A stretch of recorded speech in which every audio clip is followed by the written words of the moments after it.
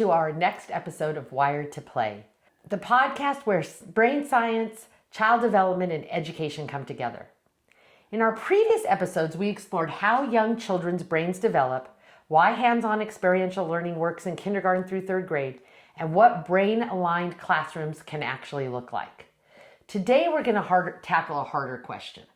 Today, we're going to talk about what happens when education in pre-K through third grade becomes overly focused on standards, testing, and performance. This is not an anti-standards conversations because we need standards. Yes. Standards provide clarity, they provide guidance, they help us understand what it is kids need to know. What we want to talk about with the brain research is that when standards and testing drive instruction too early, they can work against how young children learn and develop. It's such an important distinction. We're not saying standards are bad. We're asking whether the timing and intensity align with what we know about brain development. So today we're going to talk about when expectations outpace development. So young children are still developing the very skills that standard-based testing assumes are already in place. Skills like sustained attention, working memory, emotional regulation, and cognitive flexibility. We know, especially pre-kindergartners, but pre-K through third grade, those skills aren't strong yet. Do you see that when you're in your schools? Oh yeah, they're still, busy. They're not able to concentrate. They can't stay focused. So it's very hard to be able to get those kind of test scores from, a very young child. Right. The executive functioning comes from our prefrontal cortex. And our prefrontal cortex is just not well developed at this age, right? It's not supposed to be. It's not ready for what we're asking children to do when we're asking them to do standardized testing. So when we expect a 6-year-old to sit still for extended periods, process abstract symbols quickly, like, having to do a whole slew of math problems all in a row that aren't hands-on, that are just on paper, right? So they're abstract. We're asking a developing brain to function like a mature brain.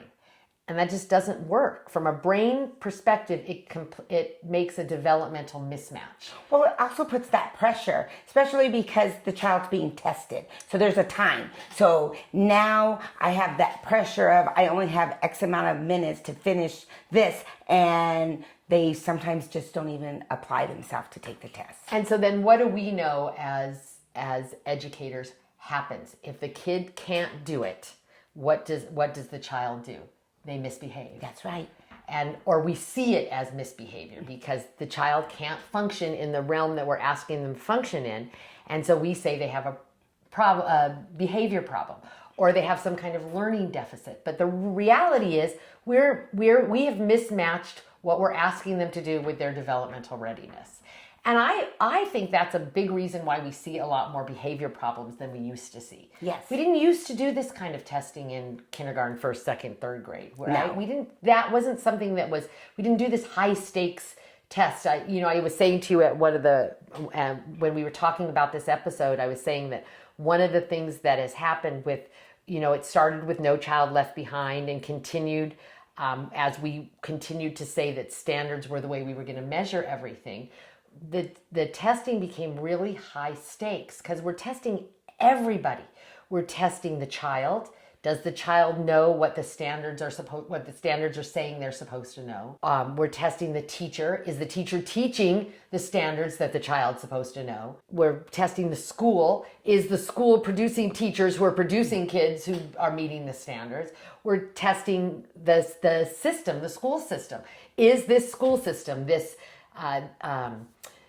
school district, this state, this country producing kids who can meet the standards? And all of that pressure has led to this sort of, again, mismatch where kids are behaving poorly.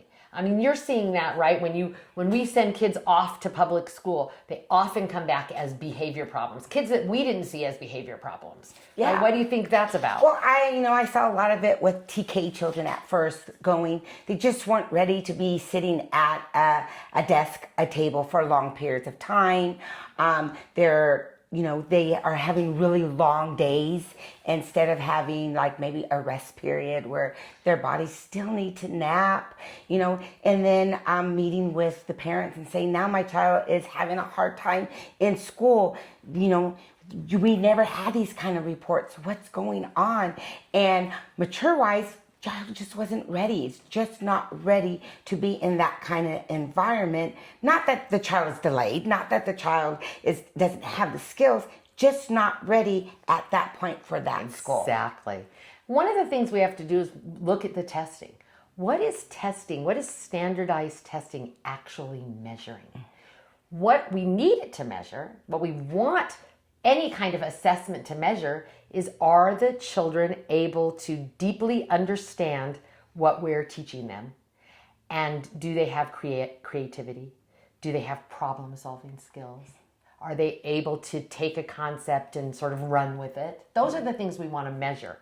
Unfortunately, what standardized testing in these early grades often measures is test taking skills, language processing speed, stress tolerance, and compliance with adult expectations.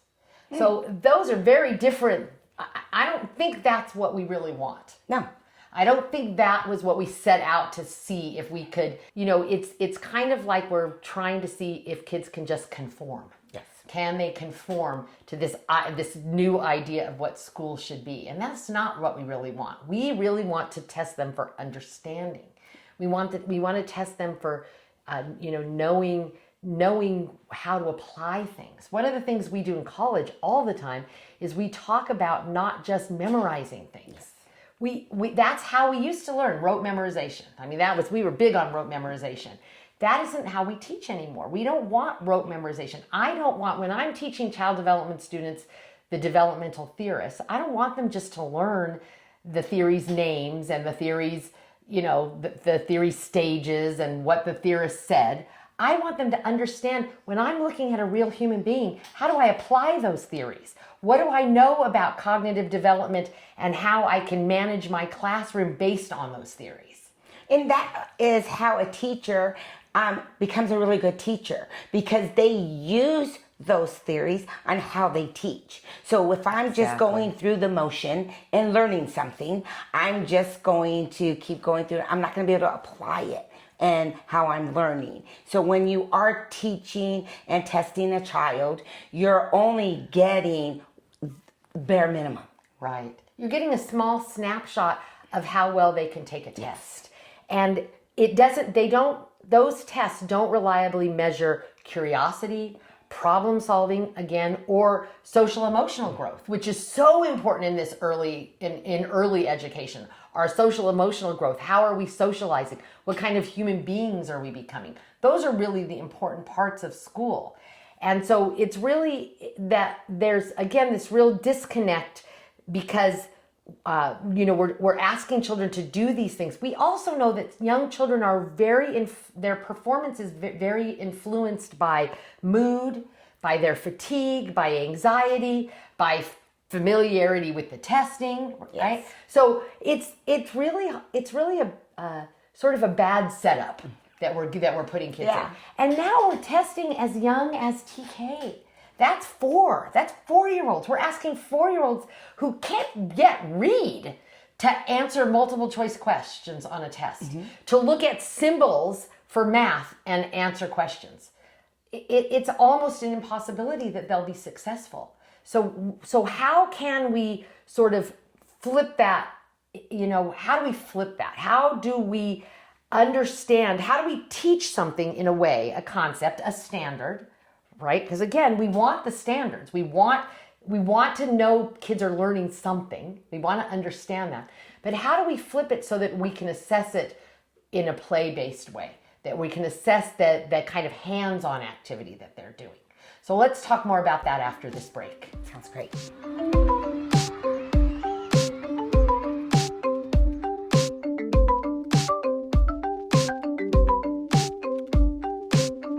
Welcome back. So we were talking about testing and the mismatch between testing, and you made a really good point in that you talked about the stress that testing causes.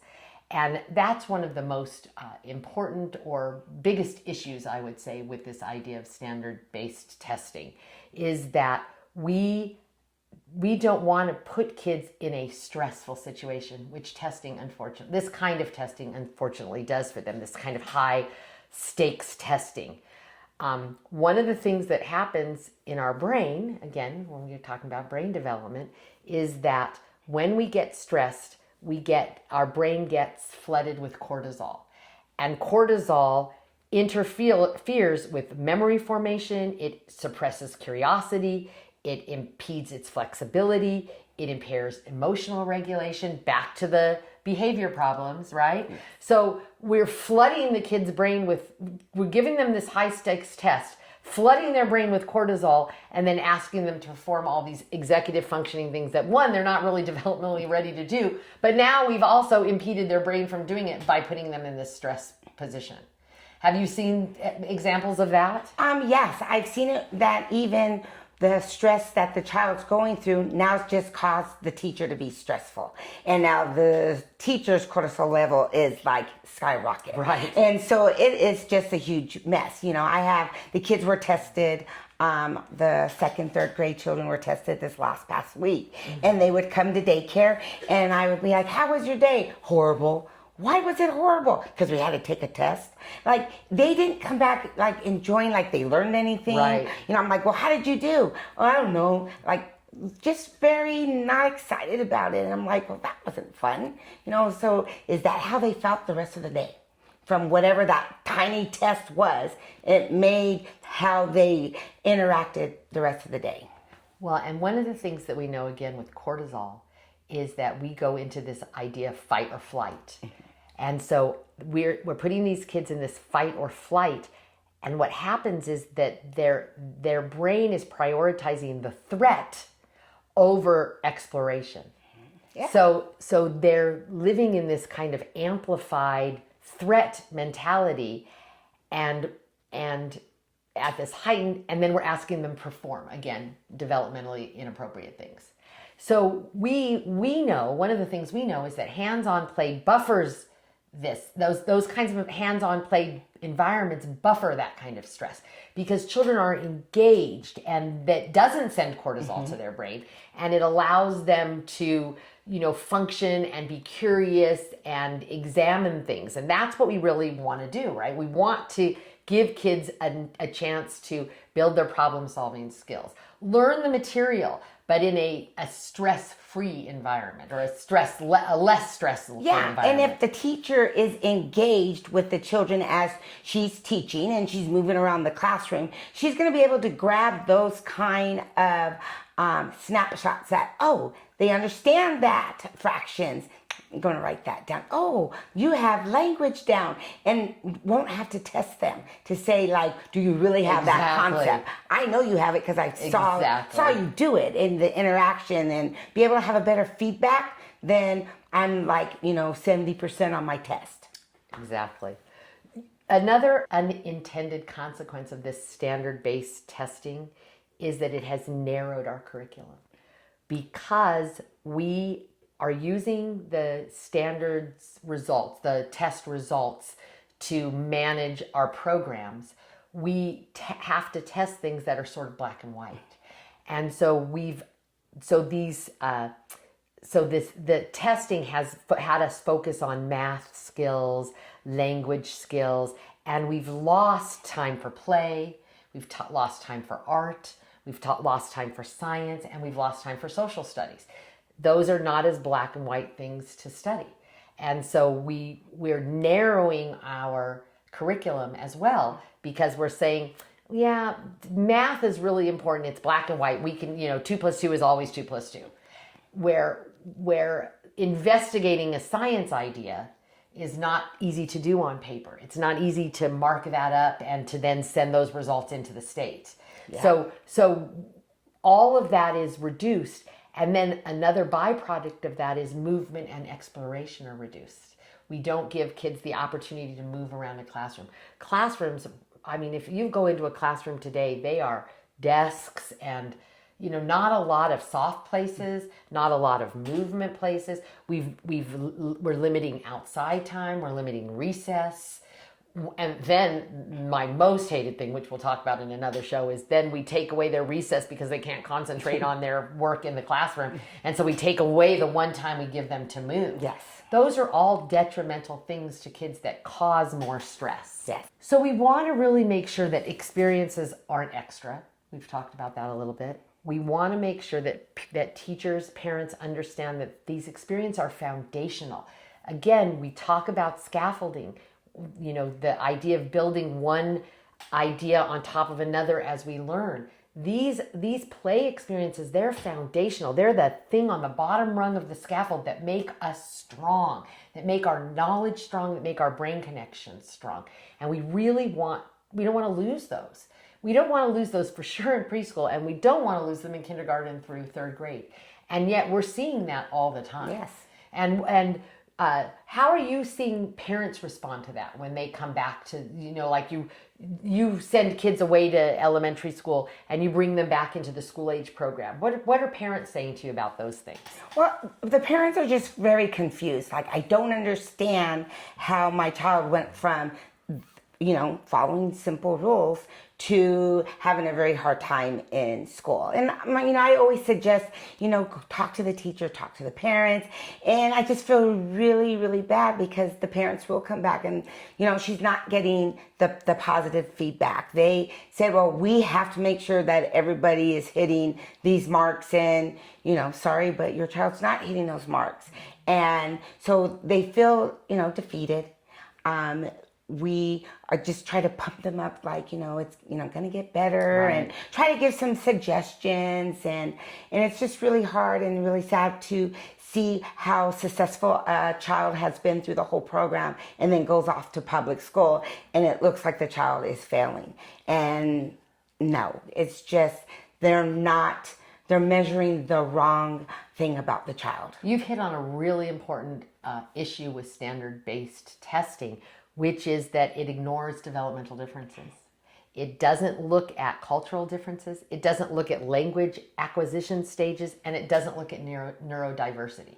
We all learn differently. Yes. That doesn't mean good or bad, right or wrong. It means that we all learn differently. Some of us take longer to do X, Y, Z. And when we're measuring everybody with the same stick or test, that's going to fail for some people. And it's going to make them, all those things that you described, it's going to make them feel less than. It's going to make them feel like they're not smart. It's going to make them feel stress. It's going to make parents feel like their kids aren't going to be successful. Mm-hmm. We as human beings need to stop doing this to our children. We do. We need to stop doing this to our children. We need to say, this is not okay. It is not okay to be putting my child under this kind of stress for, some formula to give the school money. Yes. Or some formula to give a teacher a raise, or some formula to move the child to the next class, or even, right? Well, then they just continue that behavior as they get older, and then they're 6th grade, 7th grade, having really big behavior problems, and they're not taking the accountability of how they played a part of that, right, with the stress that they caused. Because we labeled children early, right? When they're a first grader and they can't perform on the test, we label them, whatever we call that, and then and that's not because of the lack of their ability. It's because they're on a different developmental timeline. They learn differently, right? They're developing at a slower pace or at a different pace, or they're stronger in some areas than one areas, but we label them because they don't fit in our little groove, and that follows them forever. Yes. It follows them forever, and I would argue it impedes their self-worth. It tells them they're not smart. If we go to a play-based activity or a play-based environment, we know play builds executive function, right? So all those things that we're testing that haven't yet been developmentally built, if we give them play-based environments, we would be building those executive functions. We know art supports emotional expression. We are taking art away because it doesn't fit in this standard-based, play-based model. We know science nurtures curiosity. Where are kids curious? How curious can you be when you're handed a ditto that has a picture of a dinosaur on it? Yes. What is where is the curiosity in that? I find nothing interesting in that, right? We're taking away those where kids are so naturally curious at this age, and we're trying to meld them into a box that they can't meld into, and then they feel they feel like they're worthless. Yes.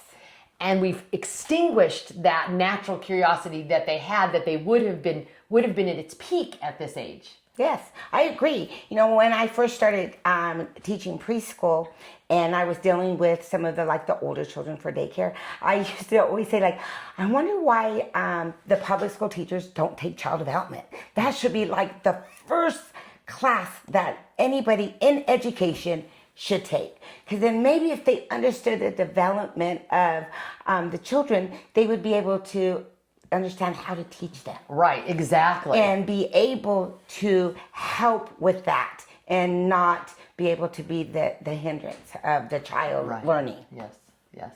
So what we know is that standards and testing dominate early education. And when that happens, we risk losing children's natural curiosity. They lose their love of learning. Kids love to learn. They want to learn all the time. We don't have to push them very hard to learn. When they quit wanting to learn is what I was describing to you about my granddaughter. I don't want to fill out the paperwork. Yeah. I'd love to learn things, but I don't want to fill out the paperwork. That's tedious. I don't do it very well. I don't like it. It's not interesting to me. Yeah. So we dampen their love of learning. We extinguish their creativity and imagination. We're not even giving them environments where they can be creative and imaginative anymore. We're sitting them at a desk, sometimes with dividers around them if they're a child that can't focus very well. And we're saying fill out paperwork all day long. And then we're going to test you on it. Yes. And we sort of hamper their emotional safety because, again, we're flooding their brain with cortisol and we're putting them in this fight or flight state. And then we're giving them this high stakes test and asking them to do well on it and then measuring their success on that test. Yes. And that we risk losing something. I mean, we risk losing something in childhood. And I think we're risking also losing teachers' ability. Yes. I think teachers are feeling burnt out. They're feeling burnt out having to teach only to the test. They're not allowed to use their professional judgment. They're not allowed to say, that child needs a little bit more of this and not so much of that because they got to get the test information drilled into them. Yes, because their job is on the line. And then so they're feeling that pressure. And we, have to, stand up and be able to say, it's not working. Yes.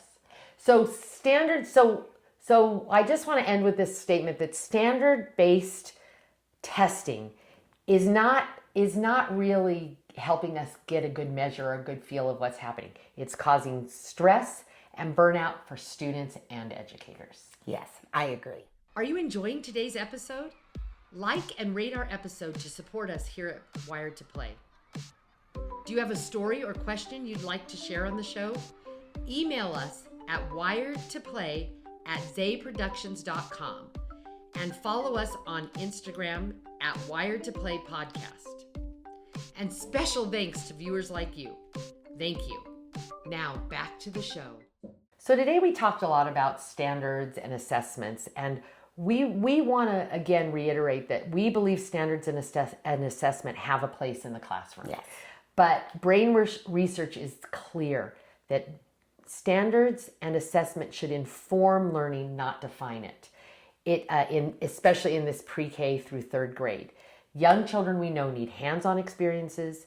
They need time to explore, to play, and to talk to each other, communicate with each other. They need support for their executive function and their emotional regulation, which means they need to build relationships with other children and with their teachers. And they need assessments that honor their development. Authentic assessment, not some standard-based test, some arbitrary test that is beyond their developmental ability. And so if we truly want strong academic outcomes later, we have to protect the developmental foundations that are happening now in this early childhood education. We thank you so much for joining us today, and we look forward to seeing you next week where we're going to continue our conversation about standard-based versus play-based education. Thank you for joining us today at Wired to Play.